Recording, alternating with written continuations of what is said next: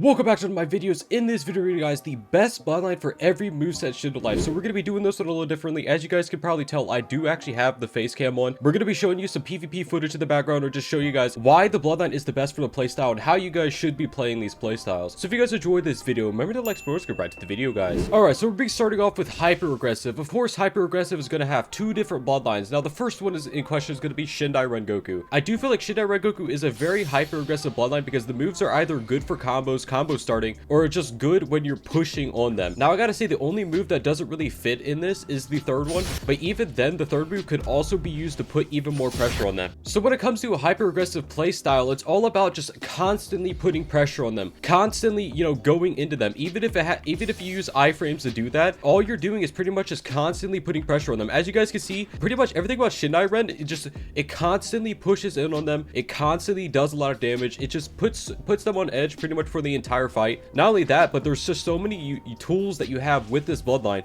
to just constantly, you know, combo the person or just constantly do damage to the person.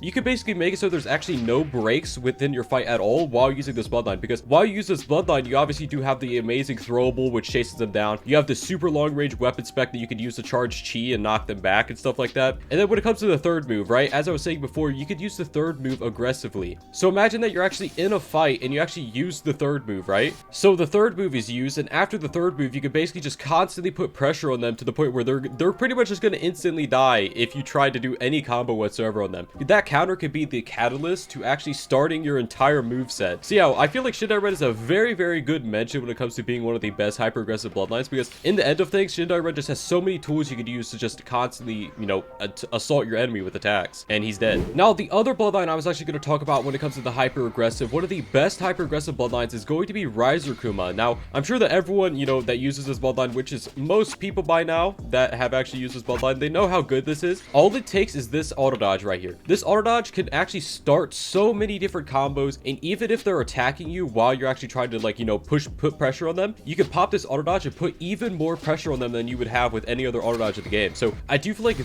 Kuma is really good just for the auto dodge alone, but not only that, but you also have a stun which constantly puts more pressure on them, and you obviously do have the C spec which you can use to, like, in the combo to make it so they have a lot, like, less mode, and it just, everything about Kuma is pretty much just all about putting pressure onto the opponent. And I feel like if you use Kuma efficiently, it's all about being super aggressive.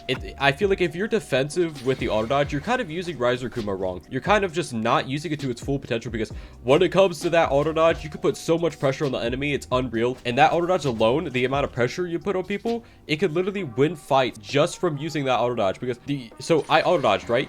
Even if they're blocking, you could boom, dash into them, start a combo, they get stuck in the air, and then you could instantly combo them after that. With the actual stun, you can put in MO combos. So I just feel like Kuma is a very, very, very good mention as well when it comes to being a super hyper aggressive bloodline. Hey you, yeah you, have you remembered to hit that like button on the video yet? If you haven't already, go ahead and do it. Now the next playstyle I'm going to be talking about is of course going to be IFrame Aggressive. Now IFrame Aggressive is a lot like hyper aggressive, but you rely on iframes to push into them. Now this is more related to subjutsus. There's a lot of iframe subjutsus that you can use, or iframe element abilities, iframe weapon stuff that you could use to actually put a lot of pressure into your opponent, like Shindai Prime Blade and stuff like that. It's kind of more hyper, you know, iframe aggressive. When it comes to iframe aggressive, the best bloodline, I do think it's Vengeance. Vengeance has a ton of different iframes. It does a lot of damage, and it has the ability to start so many different M1 combos, while also being every single move of a Vengeance is pretty much an iframe. So like, as you guys can see, when I'm doing the actual animation that punches them, it is an iframe. You can't be attacked during that. So I feel like Vengeance is kind of the perfect example of being an iframe aggressive bloodline, because you could do so many different combos with it. Not only that, but the actual C spec of Vengeance, it can actually be used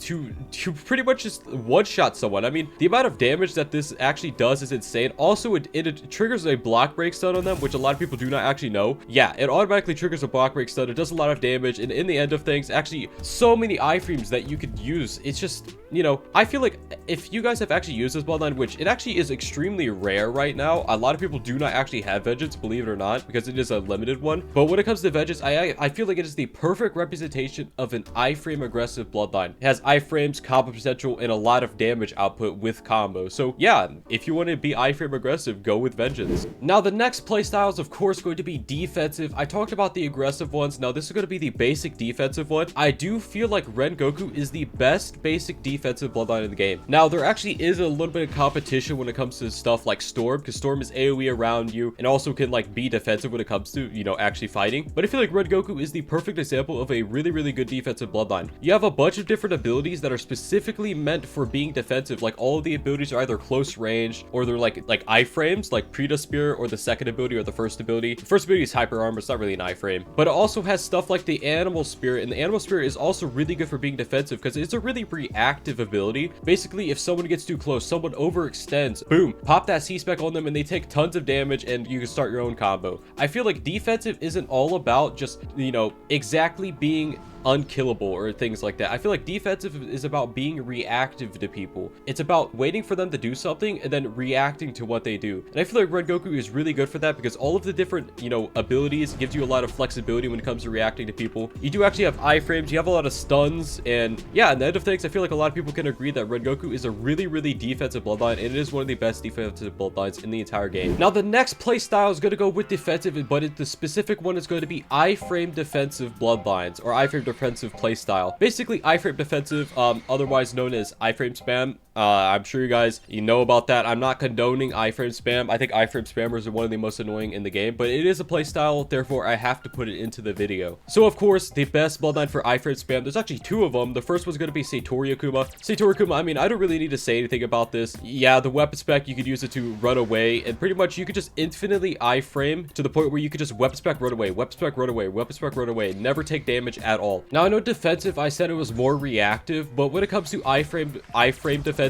it's all about not taking damage. It's all about getting away from them, not taking damage. Now, this pairs really well with a lot of the subjutsus and moves of the game, hence why the iframe defensive move, like playstyle, is by far, I would say it is one of the strongest, if not the strongest playstyle in the game, just because there's so many different things you could do with being iframe defensive. You could just put a bunch of iframes in your kit, or you could just put iframe moves or running moves in your kit. There's a lot of things you could do with iframe defensive, and I do feel like Satori, with as many iframes as it has, is really good for being iframe defensive. Now, of course, I said there was another really good iframe defensive bloodline. Now, this is going to be Shiver Akuma. Yes, you heard that correctly, Shiver Akuma. I feel like Shiver Akuma and Satori Akuma, they share a lot of the same type of stuff. So, you know, the weapon spec of Shiver Akuma, it's really good for being iframe defensive because you could use it, run away, use it, run away, use it, run away. The same thing with Satori Akuma, you could do with Shiver Akuma. Not only that, but there's so many moves that actually work close range. If you start triggering them before they even get next to you, you could react to them and you could pretty much just infinitely stun them afterwards and start comboing them just because of how defensive the bloodline actually is. Not only that, but I obviously need to mention the C-spec. The C-spec is really good for being defensive. I mean, you can't take damage at all, and yeah, I mean, the C-spec, you guys know the C-spec, but it's mainly going to be because of the weapon spec, the reason why it's so iframe defensive, but I do feel like the C-spec definitely plays a huge part as well. Now, up next is going to be a playstyle that you guys have probably seen in the game, but you don't really know how to describe. It's going to be the poking playstyle. Now, the poking playstyle, the best bloodline in my opinion is going to be Forge Rengoku. Pretty much poking is just slowly chipping away at their HP while also just avoiding damage. So I would say that the iframe defensive bloodline, the iframe defensive playstyle, and the poking playstyle, they're kind of very similar, but they have fundamental differences. Like iframe defensive relies on iframes, while poking